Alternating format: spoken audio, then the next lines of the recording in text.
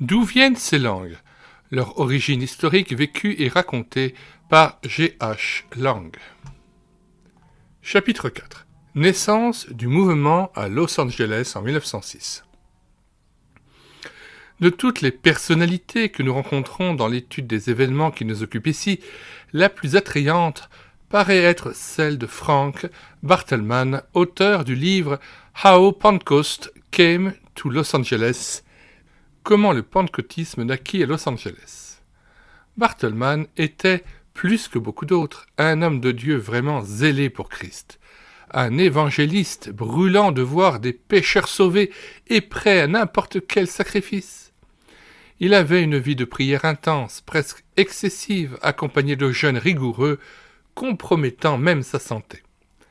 C'était un serviteur prêt à faire confiance à son maître. Bien qu'il ne fût soutenu par aucune église, ni aucun organisme, son principe strict était de ne jamais parler de ses besoins temporels et ne jamais faire allusion à ses propres problèmes financiers, même s'il était sans le sou ou s'il lui manquait de quoi nourrir sa famille. Sa femme l'approuvait entièrement et acceptait les privations quand Dieu mettait leur foi à l'épreuve, ce qu'il fait toujours. Puis, ils se réjouissaient ensemble des véritables délivrances dont la foi est toujours récompensée.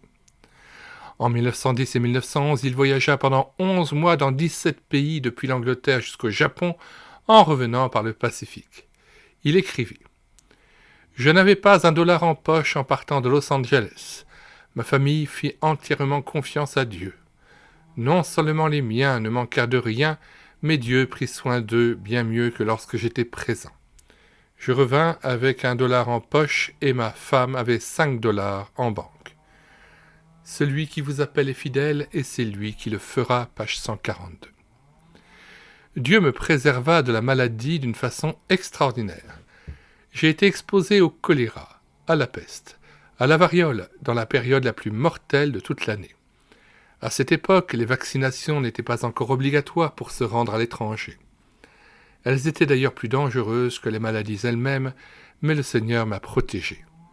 Je suis rentré chez moi en pesant 5 kilos de plus, ce qui ne m'était pas arrivé depuis bien des années. Les miens avaient été bien portants durant mon absence, ils avaient eu largement le nécessaire, je n'ai jamais réclamé un sou ni fait de la collecte.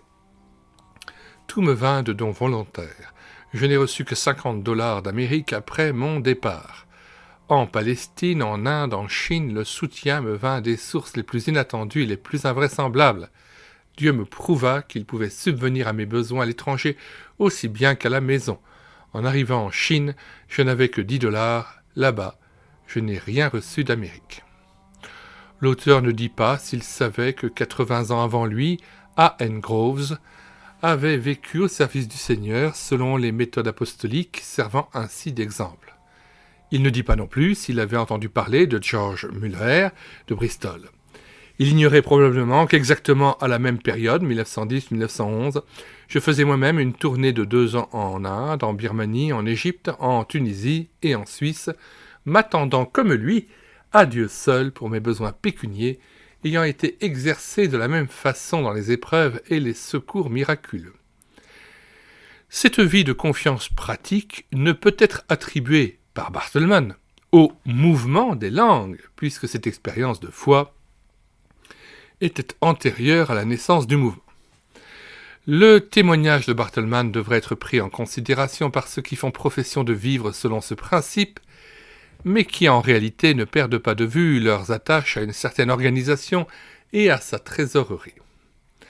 En vivant ainsi, il n'avait aucune obligation envers les hommes et n'avait pas à se soumettre au contrôle de ses frères. Il dépendait directement de l'Esprit de Christ. C'est ce qu'il apprit par expérience. Il fit une constatation très importante. Si des groupes chrétiens sont sous le contrôle d'une autorité humaine et qu'un règlement humain leur soit imposé, ceci porte atteinte au droit de l'Esprit de Dieu dans la vie du croyant et limite ainsi la bénédiction qu'il voudrait exercer dans le cœur de chacun. Il prit conscience qu'un culte public soumis à un formalisme établi était un rude obstacle à cette action de l'Esprit qu'il espérait voir et pour laquelle il priait. Il remarqua que le réveil de 1904-1905 au pays de Galles s'arrêta dès qu'un contrôle clérical fut imposé. Peu après, il dut constater que l'influence néfaste des règles et préceptes humains éteignirent également le mouvement à Los Angeles. Au début du mouvement, les orateurs n'étaient pas désignés d'avance, le thème des messages n'était pas prévu et les chants étaient également spontanés. Les vieux cantiques bien connus étaient chantés de mémoire. Toutefois, une nouveauté prenait de l'ampleur. Les chants célestes, entre guillemets, certains sans parole, d'autres, entre guillemets, en langue. À ce propos, Barthelman dit « Ensuite, ils commencèrent à mépriser ce don, entre guillemets, dès que l'esprit humain voulut s'imposer de nouveau. Ils l'exclurent en utilisant les recueils dans lesquels les pasteurs choisirent eux-mêmes les cantiques. C'était un crime contre l'esprit et beaucoup d'entre nous en souffrirent, mais nous ne pouvions rien contre ce courant qui était très fort. » Il ajoute ensuite ces remarques piquantes. « Les recueils d'aujourd'hui sont une grande affaire commerciale et nous ne perdrions rien si la plupart d'entre eux n'existaient pas. On est allé jusqu'à profaner les vieux chants en les transformant et les nouveautés doivent à tout prix être publiées chaque saison pour en tirer un bénéfice. Ces cantiques ont bien peu l'esprit d'adoration. Ils font seulement taper des mains au lieu de faire battre le cœur des hommes. » Page 57. Le récit de Barthelman commence lors de son arrivée à Los Angeles le 22 décembre 1904. En avril 1905, il entendit F. B. Meyer décrire le réveil du pays de Galles. Il en fut profondément secoué. Il se mit à répandre les récits qu'en avaient fait S. B. Shaw et Campbell Morgan. Tous deux contribuèrent à éveiller le désir et l'espoir dans le cœur de beaucoup. Evan Roberts, en note 1, le principal animateur du réveil au Pays de Galles, et lui échangèrent quelques lettres.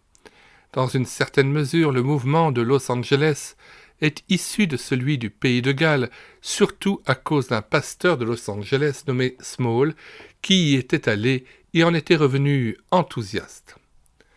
Du fait qu'il n'y avait dans les églises et les missions entre guillemets que peu de liberté spirituelle, quelques personnes sincères se rassemblèrent pour prier dans un cottage au 214 de la rue Bonnie Brae à Los Angeles. Le 9 avril 1906, quelques-unes parlèrent en langue. Le dimanche matin 15 avril, à la New Testament Church, l'église du Nouveau Testament, à Burbank Hall, une sœur de couleur se mit à parler en langue. Quand cela s'ébruita, les foules affluèrent de tous côtés. Puis les réunions furent transférées au 312 de la rue Azusa. C'était auparavant une église méthodiste qui était devenue un dépôt de bois. On déblaya un emplacement suffisamment grand en ôtant la poussière et les débris pour y installer des planches sur des caisses à clous vides afin qu'une trentaine de personnes puissent s'y asseoir.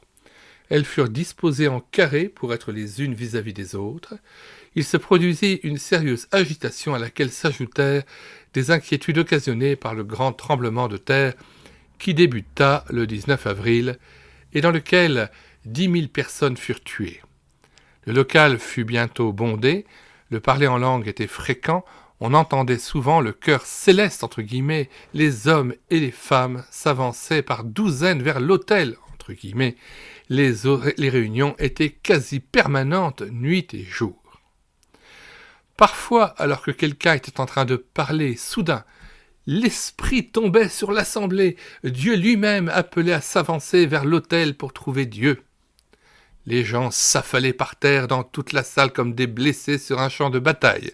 Ils s'approchaient en masse pour chercher Dieu, page 60. La force surnaturelle concentrée dans ce modeste local était d'une telle intensité qu'elle se communiquait dans tout le quartier.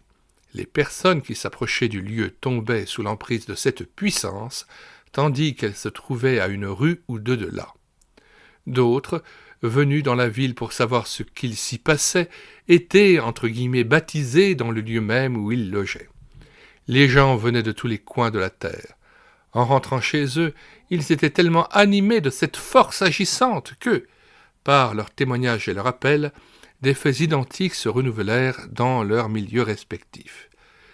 Le mouvement prit rapidement une envergure mondiale. Ses dirigeants étaient persuadés que cela se propagerait sur toute la terre jusqu'à la venue du Seigneur. Ceux qui vécurent cette expérience possédaient la conviction aveugle que cette puissance était l'œuvre de l'Esprit de Dieu. Cette certitude ressortait clairement des centaines de témoignages publiés dans la revue Confidence.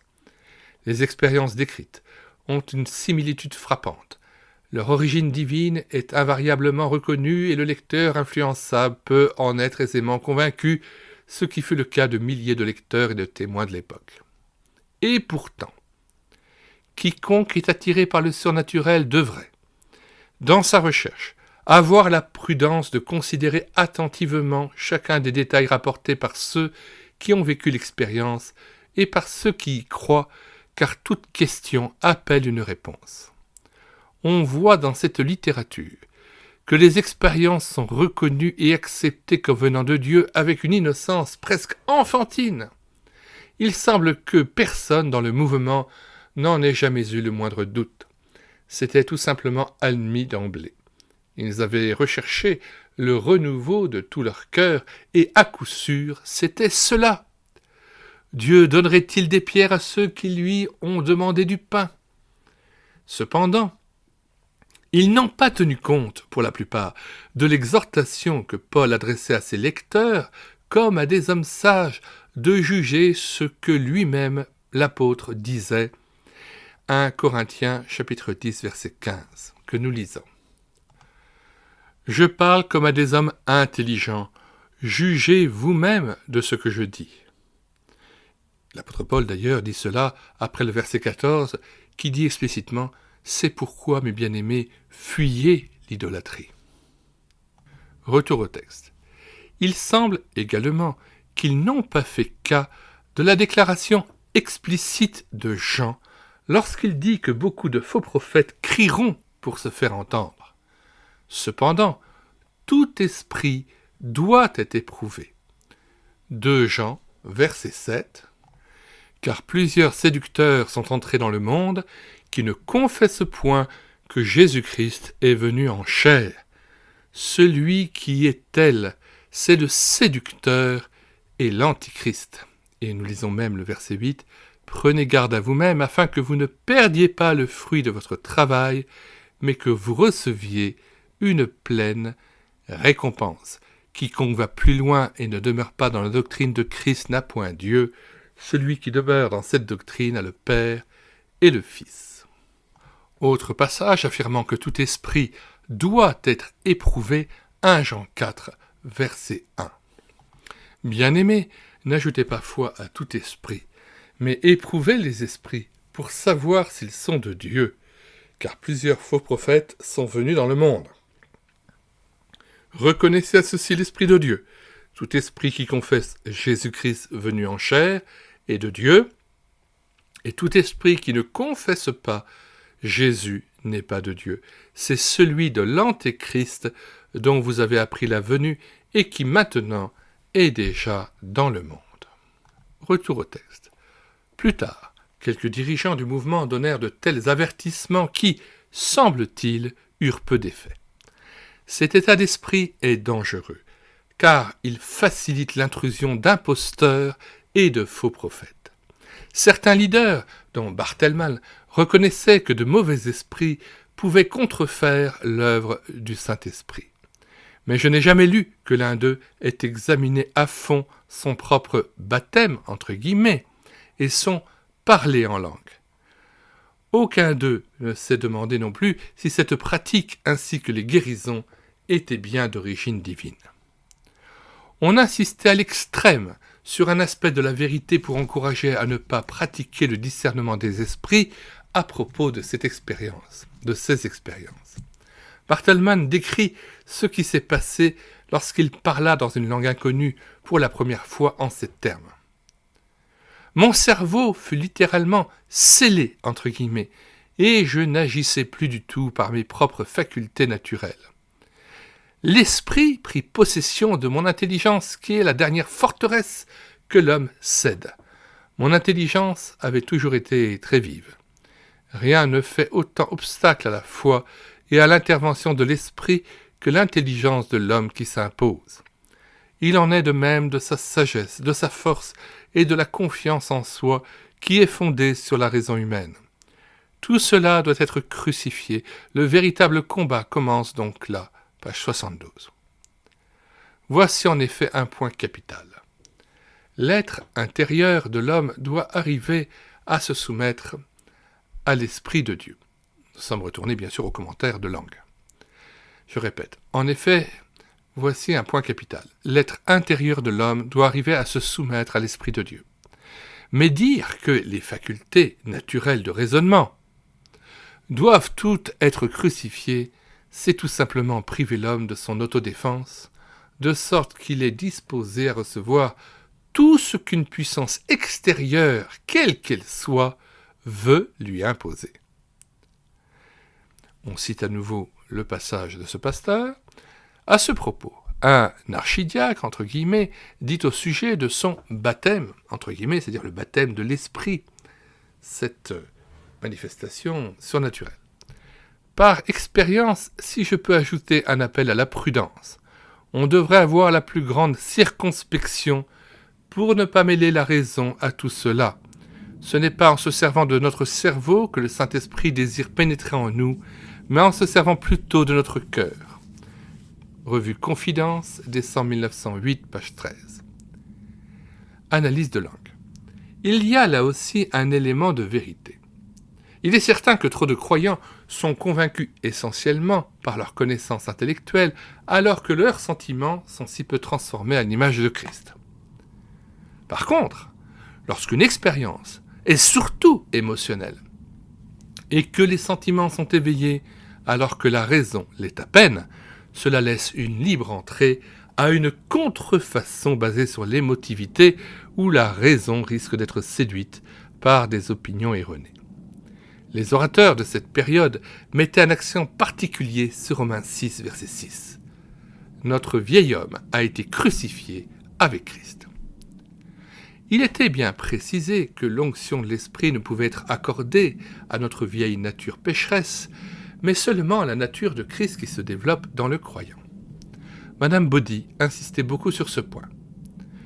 Mais son analyse psychologique était fausse. Le terme « vieil homme » entre guillemets s'applique à la nature morale qui est irrémédiablement corrompue et qui doit mourir afin que la résurrection de Christ puisse animer le chrétien par la foi. Notre nature morale, qu'est le vieil homme, n'est pas l'intellect, ni la raison en tant que faculté. Mais il s'agit de l'influence fausse et pervertie qui aveugle la raison. Cette nature morale doit mourir avec Christ pour que la raison puisse être ainsi libérée et renouvelée. Cela ne signifie pas que l'intellect en tant que faculté doivent mourir et cesser de réagir, car on supprimerait ainsi notre faculté du discernement des choses spirituelles. Lorsqu'il s'agit de rapporter des faits ordinaires, il n'est pas tellement nécessaire d'éprouver la compétence de l'orateur. Par contre, s'il s'agit de faits abstraits ou de problèmes scientifiques plus complexes, il est indispensable de connaître sa compétence. Il est tout aussi nécessaire de s'assurer que les témoins de tels événements surnaturels sont réellement dignes de confiance. Or, dans le cas présent, un point précis est à souligner. La littérature que je possède présente de nombreuses photographies d'hommes et de femmes ayant fait partie du mouvement à ses débuts. On peut les diviser en deux catégories. Les uns ont un regard rêveur, vague, caractérisant les natures douces et sentimentales. Les autres ont des yeux pétillants et semblent avoir un caractère vif et nerveux. Seuls quelques visages reflètent un tempérament normal, calme et pondéré. Il est impossible de se fier aux personnes des deux premières catégories décrites pour se faire une opinion concernant des expériences excitantes et en juger de manière sensée et sérieuse. Quelqu'un qui avait connu M. A. Baudy, alors qu'il était prédicateur à cette époque-là, m'a décrit son message comme étant, entre guillemets, émotionnel. Sa photo confirme cet avis. Une autre personne qui avait connu M. Moorhead, leader du mouvement en Inde, m'a dit qu'il était inconstant. De telles personnes ont généralement des opinions irréfléchies. C'est d'ailleurs ce que nous verrons plus loin. Au moment du réveil de Los Angeles, Frank Bartleman avait 34 ans. Sa photo donne l'impression d'un tempérament doux et chaleureux, identique au premier cas, le type même de l'homme influençable pouvant se laisser facilement entraîner. Nous prendrons un exemple. Il dit au sujet de M. et Mme Gare « Je prêchais à la Fifth Street Mission, où la tendance connue sous le nom de Burning Bush, le buisson ardent, avait pris le dessus. Les gens devenaient violents, page 6. Le Burning Bush avait vraiment altéré l'esprit des croyants de San Diego. Il les avait rendus durs et agressifs. Ils avaient peu d'amour. Il y avait au contraire de la discorde et des querelles, page 31. Plus tard, le frère et la sœur Gare fermèrent le local du Burning Bush. Ils vinrent à Azusa, reçurent le baptême, entre guillemets, et se mirent peu de temps après en route pour l'Inde, afin d'y propager la flamme. Je rappelle que par la mention du baptême, il ne s'agit pas ici du baptême d'eau, mais bien de cette seconde expérience bien caractéristique de cette doctrine erronée du mouvement pentecôtiste. Comme s'il fallait avoir cette onction d'Esprit Saint pour pouvoir être sûr d'avoir l'esprit, onction d'Esprit Saint suivie forcément selon eux d'un parler en langue. Puis, en février 1911, alors qu'ils avaient quitté l'Inde pour se rendre en Chine, Barthelman écrivit à leur sujet avec beaucoup de cordialité. Quel brusque changement d'opinion envers ses amis. Avant d'arriver à Azusa, dit-il, leur œuvre s'était tournée en violence. Les croyants étaient devenus durs et agressifs, ce qui engendrait de la discorde et des querelles. Mais dès qu'ils tombèrent sous l'influence d'Azusa, ils reçurent à la fois des éloges et des encouragements. Le Good Report, journal du mouvement à Los Angeles, publia une grande photo de ses amis. Madame Gare a un visage doux et rêveur, du premier type décrit, mais celui de son mari a une expression violente, agressive, belliqueuse, sans aucune trace de la douceur et de la courtoisie de Christ. Il prétendait pourtant avoir reçu très récemment un baptême spécial de l'Esprit de Christ. Nous verrons plus loin que l'estime que Barthelman lui portait était due à une lacune dans son jugement, car cet esprit qui rendait les gens durs et agressifs continuait à dominer dans la personnalité de M. Gare. On peut remarquer ce même manque de stabilité sous un autre aspect chez Frank Barthelman, qui était pourtant un homme éminent. Il était sujet à de violents malaises, dangereux et douloureux, accompagnés de neurasthénie chronique qui était la conséquence de ses efforts excessifs. Ses enfants avaient des crises convulsives et d'autres troubles névrotiques hérités de leur père. Il en parlait souvent, et à chaque maladie, il disait que le diable essayait de le tuer ainsi que les siens. Or, il n'est pas juste d'attribuer nécessairement cela au diable, car tous les malades peuvent connaître divers troubles sans une intervention satanique particulière. Ce peut être simplement les conséquences d'un état physique déficient. Non seulement, il y avait une faille dans son raisonnement et son jugement, ce qui n'est pas surprenant si l'on considère que sa raison avait été, entre guillemets, crucifiée, mais il disait régulièrement qu'il avait prié pour cela et que le Seigneur le délivrait, de même que ses enfants. Pourtant, ces attaques se renouvelaient constamment et s'intensifiaient. Il est donc clair qu'il ne s'agissait de rien d'autre que de l'arrêt des violentes douleurs qui accompagnent normalement les spasmes névrotiques importants.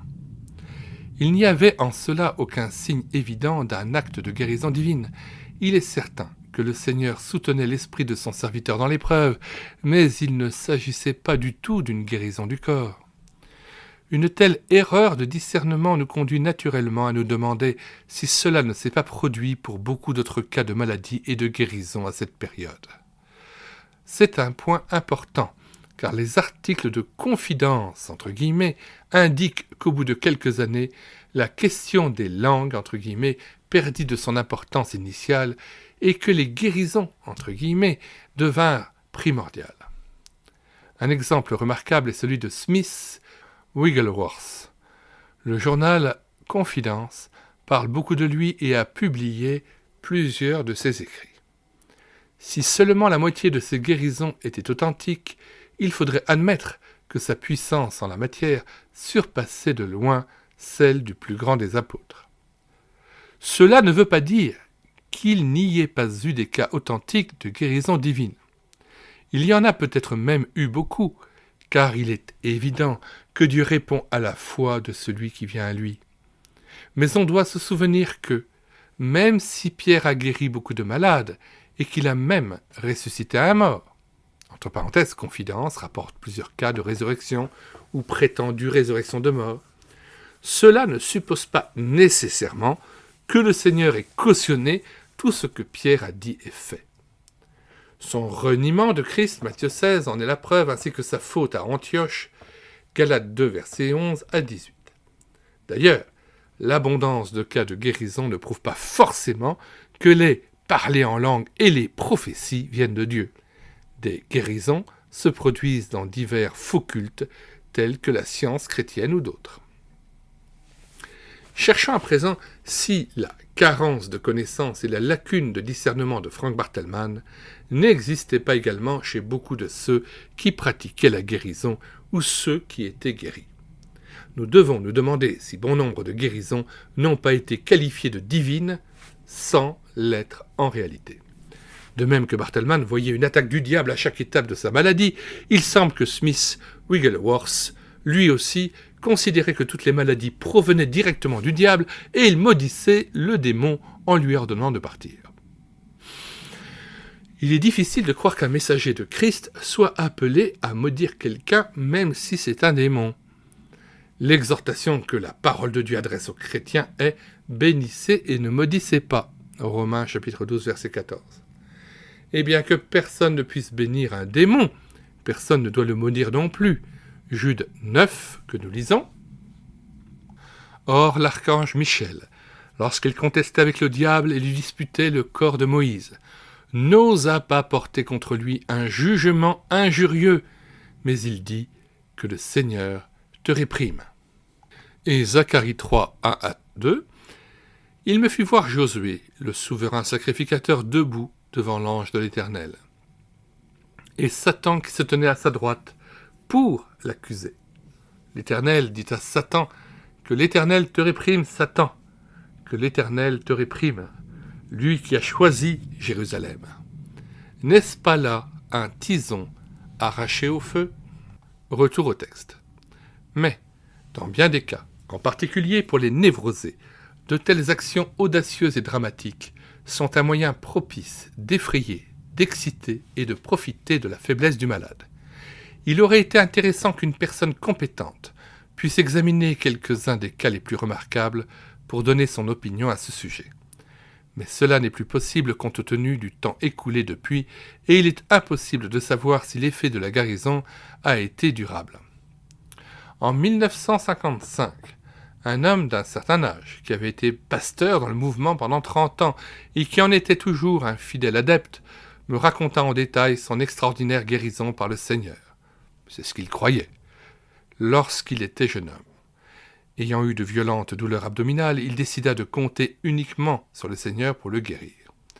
Il renvoya le docteur que ses parents avaient appelé, et pendant 6 semaines terribles, il lutta en réclamant la délivrance et la guérison par le sang de Christ. Le mal diminua enfin. Il vomit des caillots noirs et reprit progressivement des forces. Il n'avait pratiquement aucune connaissance médicale. Il avait toujours supposé qu'il avait eu l'appendicite jusqu'à ce que je lui explique que l'appendice se trouve de l'autre côté de l'abdomen. Il est très probable, à mon avis, qu'il s'agissait simplement d'un ulcère gastrique qui évolua normalement et qui guérit seul. Il n'y avait là aucun signe d'une intervention surnaturelle. Et pourtant, pendant tout ce temps, cet homme avait cru et raconté qu'il s'agissait d'un merveilleux cas de guérison divine. Dans beaucoup des cas décrits, le rétablissement est plus ou moins lent et apparemment naturel. Nous faisons bien de remercier Dieu lorsque nous nous remettons d'une maladie, mais ce serait faire preuve d'un manque de discernement que de proclamer qu'il s'agit obligatoirement d'une intervention directe de Dieu. Or, si pour des questions d'ordre physique, le jugement de bons chrétiens pouvait être soit erroné, Soit incertain, n'en était-il pas de même lorsqu'il s'agissait de trancher des problèmes plus délicats, précisément dans le domaine spirituel? Revenons au récit de Barthelman. Nous avons vu de quelle façon, à Azusa, l'esprit est descendu si brutalement que les gens tombaient dans toute la salle, ou bien ils se précipitaient en foule vers l'estrade, de sorte que ce lieu ressemblait à une forêt couverte d'arbres abattus. Ils étaient nombreux à parler en langue, tous en même temps, bien que cela soit absolument contraire à l'écriture. Il décrit également des faits bizarres comme celui-ci. Le frère Seymour, un homme de Dieu de couleur, était reconnu comme responsable attitré. Il s'asseyait généralement derrière 2 boîtes à chaussures vides posées l'une sur l'autre, et pendant les réunions, il avait l'habitude de mettre sa tête dans celle du dessus quand il priait, page 58. Singulier spectacle que celui-ci. Le pasteur, la tête dans une boîte de chaussures, alors que tout autour de lui, l'agitation crépite et s'embrase comme un feu. Entre guillemets, citation. Nous cherchions Dieu. Si nous arrivions les premiers à la réunion, nous évitions le plus possible le contact humain et les salutations. Nous voulions rencontrer Dieu d'abord.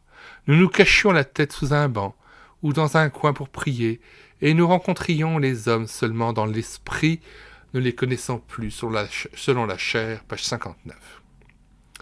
Retour à la liste de langues. Là encore, il y a un mélange de bonnes choses et d'excentricité. Pour venir rencontrer Dieu, éviter tout simplement les contacts humains, oui, mais pourquoi mettre la tête sous un banc? Pourquoi se cacher la tête dans une boîte? Voici encore un point sur lequel on peut s'interroger. Citation. Nous avions au premier étage une salle pour l'attente, entre guillemets, spécialement réservée à ceux qui cherchaient Dieu pour être baptisés, entre guillemets. Beaucoup recevaient le baptême également dans la grande salle de réunion. Et d'ailleurs, à cette période, ils le recevaient souvent assis à leur place. Sur le mur de la salle de prière était affiché « Ne pas parler plus fort qu'un murmure ». À cette époque, l'expérience ne se vivait pas par l'excitation, qui est une méthode plus récente, page 55, aujourd'hui, 1925. Nos soi-disant salles de recueillement et de prière ne sont plus qu'une ombre des premières. Trop souvent, elles ne sont qu'un lieu permettant soit de s'exalter jusqu'à un paroxysme d'enthousiasme humain, soit de parvenir à une ivresse mentale, tout en supposant que cela vient du Saint-Esprit. Beaucoup d'entre elles sont une sorte de chambre de la mort, peu imprégnée du pur esprit de Dieu, page 81. Il y avait donc à Azusa un énorme contraste entre les 2 salles. L'une était retirée, au calme. On pouvait trouver Dieu dans le silence. L'autre était bondée de gens, remplie d'agitation, de mouvements et de bruit. Entre les 2, quelle est celle que Dieu approuvait? Apparemment, il y avait peu de différence puisque les gens étaient, entre guillemets, baptisés dans l'une comme dans l'autre. Certains cherchaient ce don dans le calme, alors que pour d'autres, cela se passait dans la salle publique au milieu de l'agitation des réunions. Un autre fait étrange dans une rencontre publique. Citation. Le frère Ansel Post, un pasteur baptiste, était assis sur une chaise au milieu de la salle de réunion. Brusquement, l'esprit descendit sur lui. Il bondit de sa chaise et se mit à louer Dieu en langue, d'une voix forte. Puis il courut dans toute la salle, en étreignant tous les frères qui se trouvaient à sa portée. Il était rempli d'amour divin. Plus tard, il partit comme missionnaire en Égypte, page 61. Il paraît évident que quelque esprit ait poussé ce frère à agir de la sorte, mais on a en effet peine à croire que l'Esprit de Dieu, lui qui exige et produit la décence et l'ordre en public, ait pu être à l'origine de ces extravagances. Inciterait-il un pasteur à courir à droite et à gauche dans l'église, en criant dans une langue étrange qui n'édifie personne, et s'agrippant à tous les hommes pour les étreindre? Pourtant, Barthelman n'eut aucun doute que ce fût l'Esprit de Dieu. Comment se fier au jugement de cet homme ayant un manque de discernement aussi flagrant? Un autre exemple. À la New Testament Church, une femme jeune et distinguée restera prostrée par terre pendant plusieurs heures, alors que de temps en temps, un chant céleste merveilleux jaillissait de ses lèvres. Dans toute la salle, hommes et femmes pleuraient. Un prédicateur, face contre terre, criait « La Pentecôte est vraiment arrivée » page 61. Si, lors de la Pentecôte, une jeune femme orientale était restée par terre, étendue pendant des heures en train de chanter en présence d'hommes, il aurait été impossible de convaincre les gens que le Saint d'Israël ait été l'auteur d'une telle scène. Le fait suivant s'est produit dans un autre quartier de Los Angeles la même année, en 1906. Nous lisons. En l'église de la Maple, l'atmosphère fut, à un moment donné, encore plus intense qu'à Azusa. Dieu s'approchait de nous si près que nous nous sentions complètement entourés d'une atmosphère céleste. La gloire divine reposait sur nous avec une telle intensité que nous ne pouvions que nous courber face contre terre. Et pendant assez longtemps, il nous fut difficile de rester même assis. Nous étions parfois penchés, tout le culte face contre terre. Je pouvais rarement me tenir autrement que complètement allongé par terre. Nous avions construit dans cette église une estrade haute d'environ 30 cm, et c'était généralement là que je restais étendu, pendant que Dieu dirigeait les réunions, page 69. Un autre cas, en 1908, à Indianapolis. Lors d'une réunion après ma prédication dans toute la salle, ceux qui étaient frappés par le Seigneur étaient étendus par terre. Je regardais derrière moi, et les prédicateurs, eux aussi, étaient tous par terre. L'un d'eux avait les pieds enchevêtrés dans une chaise, et je reconnus à cela qu'ils avaient été terrassés, entre guillemets, par la puissance de Dieu. J'enjambais ceux qui se trouvaient près du piano, et mon corps fut secoué par la puissance de Dieu. Je fus renversé sur le piano, et je restai là. La puissance de Dieu s'était manifestée comme une tornade. Page 122. Rappelons qu'il s'agit d'événements du début du mouvement, au moment où il était le plus imprégné de cette puissance, entre guillemets, dont l'action était alors la plus énergique. Ils sont relatés par Bartelmann, homme pieux et responsable par excellence du mouvement à cette époque. Il a choisi entre tous les exemples les plus typiques qui étaient à ses yeux les meilleures preuves que la Pentecôte s'était renouvelée et que le Saint-Esprit était tout à nouveau descendu. Que le lecteur juge lui-même ses preuves. Un prédicateur étendu sur l'estrade devant les fidèles, avec les pieds pris dans une chaise, et un autre renversé sur le piano, restant étendu là. Existe-t-il une relation parallèle entre de telles scènes et les actes des apôtres ? Frank Bartelmann a un autre trait particulier duquel on peut tirer une leçon et un avertissement. Il concerne sa santé. En 1904, il décrit « Mes nerfs étaient usés par des années de travail missionnaire pionnier. Mon dos était mon point faible, page 10. J'avais toujours travaillé beaucoup plus dur que ne me le permettaient mes forces, page 13. En 1905. À cette époque, ma vie était littéralement engloutie par la prière. Je priais jour et nuit, page 18. Nous avions prié pour qu'il y ait un esprit de réveil à Pasadena, jusqu'à ce que le fardeau devienne presque insupportable. Je criais comme une femme dans les douleurs, page 19. J'eus une violente douleur à l'estomac. Je sentais que j'allais mourir. Après avoir jeûné et prié pendant un jour et une nuit, le Seigneur me délivra, page 26. Frère Baumer, qui était jardinier, et moi, nous passâmes plusieurs nuits entières dans la prière. C'était un grand privilège de passer une nuit avec le Seigneur. Nous nous sentions si près de lui, nous ne ressentions jamais de fatigue dans les tels moments, page 33. L'esprit de prière s'apesantissait de plus en plus sur nous. Le jour, je m'étendais sur mon lit et je me tordais, je gémissais sous le fardeau. La nuit, je dormais à peine à cause de l'esprit de prière. Je jeûnais davantage, le fardeau m'empêchait de me soucier de la nourriture. Une fois, mon âme fut dans la souffrance pendant près de 24 heures ininterrompues, ce qui m'acheva presque. La prière me consumait littéralement, je gémissais toute la nuit durant mon sommeil, page 35. Ce fardeau béni me fit pleurer pendant plusieurs jours. Le fardeau fut tel qu'une nuit je ne pus dormir, page 40. Je passais donc une nuit entière encore dans la prière avec le frère Baumer, et mes nerfs étaient épuisés par le conflit constant contre les puissances des ténèbres, page 42. En 1907, je restai ensuite à la maison pour me reposer et récupérer, J'avais beaucoup écrit, j'assistais constamment aux réunions, soutenant en même temps le combat terrifiant de la prière avant et après l'effusion, de sorte que mes nerfs furent complètement épuisés. Je pouvais difficilement regarder et lire même une simple carte postale sans être en même temps dans une angoisse mentale. Je peux compatir et comprendre la dépression nerveuse qu'a connue Evan Roberts après le réveil du Pays de Galles, page 92.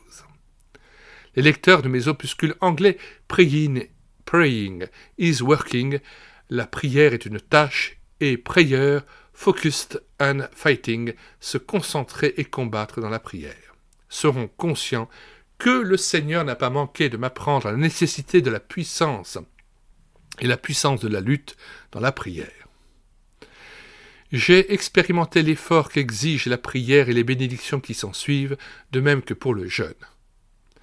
Mais Dieu désire-t-il, exige-t-il en réalité que ses serviteurs, en confrontant le monde spirituel, soient finalement incapables de faire face au combat du Seigneur?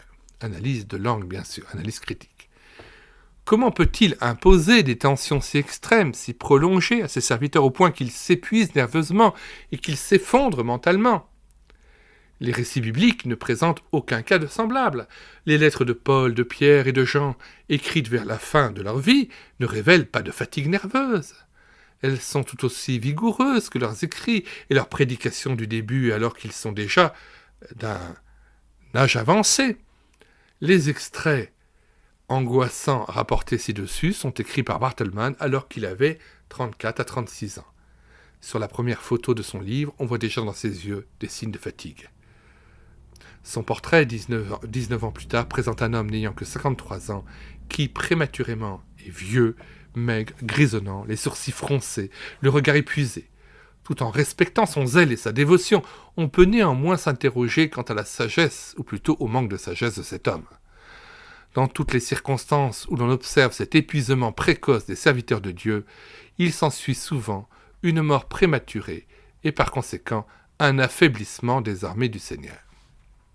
On doit souligner, dans le cadre de notre étude, que lorsque le cerveau est si fatigué, les facultés de réflexion et de discernement diminuent, ce qui réduit d'autant plus la capacité de discerner l'influence adverse des puissances des ténèbres. On voit dans le cas de Simon-Pierre, disciple pourtant tout dévoué, qu'il était loin de s'imaginer qu'une idée fausse, inspirée par Satan, ait pu être si subtilement confondue à son désir sincère de satisfaire son maître, Matthieu 16, versets 22 à 23. Or, Simon n'était pas à bout de force. À combien plus forte raison un disciple épuisé risque-t-il de s'exposer à ce genre d'influence pernicieuse? Cela nous amène à constater que, de toute évidence, il y avait dans ce mouvement un mélange complexe de ce qui vient de Dieu et de ce qui ne vient pas de lui. Beaucoup de ceux qui se joignirent au mouvement du début et qui reçurent le « baptême » entre guillemets étaient des chrétiens déjà engagés, instruits dans les voies de Dieu. Ils gardaient fermement les grandes vérités de la foi, ils aimaient Christ, ils cherchaient à amener des pécheurs à lui et attendaient son retour. Les éléments nouveaux qui pénétraient dans leur cœur et leur vie lorsqu'ils reçurent le « baptême » entre guillemets n'affectèrent pas leur connaissance et leur expérience antérieure. Lorsque ce nouvel enthousiasme survint, ces croyants allèrent de l'avant et prêchèrent toujours le salut par le sang expiatoire de Christ, la sanctification par l'Esprit et tout ce qui est utile et conforme à la piété. Il est également certain que les personnes désirant la plénitude de Dieu furent remplies de sa grâce en dépit de ce qui ne venait pas de lui lors des réunions. Elles connurent ainsi une plénitude de l'esprit qu'elles avaient ignorée jusqu'ici. De même, on peut croire que certains trouvèrent la guérison du corps parce qu'ils s'attendaient sincèrement à Dieu. Nous pouvons en glorifier son nom. Ce sont des faits dont on retrouve des critères parallèles dans le Nouveau Testament que nous devons accepter avec gratitude. Mais on ne peut pas se servir de ces circonstances pour prouver que le parler en langue, les prophéties, les extases ou les visions viennent obligatoirement de Dieu. Il suffit de se souvenir des situations confuses évoquées plus haut. D'ailleurs, toutes ces expériences étonnantes auraient dû être éprouvées pour s'assurer que rien de faux ne se soit infiltré dans ce qui est vrai. Cet examen minutieux et indispensable a trop souvent été négligé. De plus, certains de ceux qui ont voulu le pratiquer ont été discrédités pour les raisons exposées précédemment. Note 2. L'auteur rappelle ici que les leaders du mouvement considéraient que les facultés naturelles devaient toutes être crucifiées. Vouloir éprouver ces expériences était donc le signe que tout n'était pas crucifié, l'être intérieur n'était par conséquent pas entièrement soumis à Dieu. Retour au texte. Madame Baudy est un exemple typique de cette période. Alors qu'on lui a reconnu de nombreuses guérisons, elle fut elle-même atteinte d'une douloureuse maladie chronique dont elle ne fut pas guérie. On ne peut pas juger de la valeur d'un mouvement d'après les critères particuliers d'autres églises et d'autres chrétiens, mais ce sont les critères qui lui sont propres qui doivent nous servir de référence. En effet, les qualités spirituelles telles que la vraie doctrine, l'amour de Christ, le zèle pour la prédication de l'Évangile, ne sont pas l'exclusivité du mouvement des langues, car elles existent avec une efficacité tout aussi évidente dans les milieux qui ne se vantent pas d'avoir des dons surnaturels entre guillemets. La présence de ces qualités ne constitue donc pas une preuve suffisante pour affirmer que de tels dons viennent de Dieu. Il se peut fort bien qu'il en soit autrement. Or, plus on examine les détails au cours de cette analyse du mouvement, plus les doutes s'affirment sur ce point. Un autre aspect particulier mérite d'être spécialement relevé puisqu'il met en cause d'autres questions fondamentales. Depuis le tout début, et durant plusieurs années, on affirma avec insistance que la seconde venue de Christ était imminente, de 1911 à 1917. Le magazine Confidence publia en première page un bref résumé des doctrines fondamentales du mouvement, entre autres. La venue imminente de Christ. Cette prédiction était confirmée par des appels, des messages, des lettres, de sorte qu'il n'y avait guère de page qui n'en parlait pas. Cette attente illusoire, il est vrai, fut soutenue par beaucoup de croyants ne faisant pas partie du mouvement qui, eux, avançaient cela comme leur interprétation personnelle des Écritures, alors que le mouvement le publiait comme un message divin. Lors des « parler en langue », des interprétations, des prophéties et des visions, on insistait là-dessus sans cesse. On rapportait par exemple que Christ avait dit dans une vision qu'il était sur le point de revenir et qu'il fallait annoncer cela au monde. Il va sans dire que le Seigneur n'a jamais fait cette fausse déclaration. Des dizaines d'années se sont écoulées depuis et il n'est toujours pas revenu. Note 3. L'édition du livre de G.H. Lang en anglais date de 1958. Il faut donc en conclure que les visions, les langues, les prophéties contenant ces déclarations sans fondement n'étaient pas du tout inspirées par l'Esprit de Dieu, elles provenaient par conséquent soit d'une intelligence humaine, soit d'esprits menteurs. Quantité de ces déclarations étaient très précises comme « Le Seigneur doit revenir cette année » ou « dans 2 ans » ou bien « c'est le dernier hiver avant qu'il ne revienne ». Il paraîtrait plutôt audacieux que quelqu'un ait pu proclamer cela de son propre chef, ce qui suppose qu'il y avait à l'origine une impulsion étrangère, extérieure, qui n'était évidemment pas l'esprit de vérité. Cette fausse prédiction sur le retour de Christ était constante, formelle et universelle, à tel point qu'elle constituait un critère fondamental du mouvement entier depuis son origine. Cela incite donc forcément à douter de la nature et de la puissance qui l'animait. Il est très surprenant, presque effrayant, de constater que cette fausse attente avait séduit également un grand nombre de personnes réellement consacrées. Ceci était dû à une affirmation non fondée selon laquelle les apôtres et l'Église primitive attendaient le retour du Seigneur à tout instant. Sur cette base, pourquoi ne pas cultiver cet esprit ?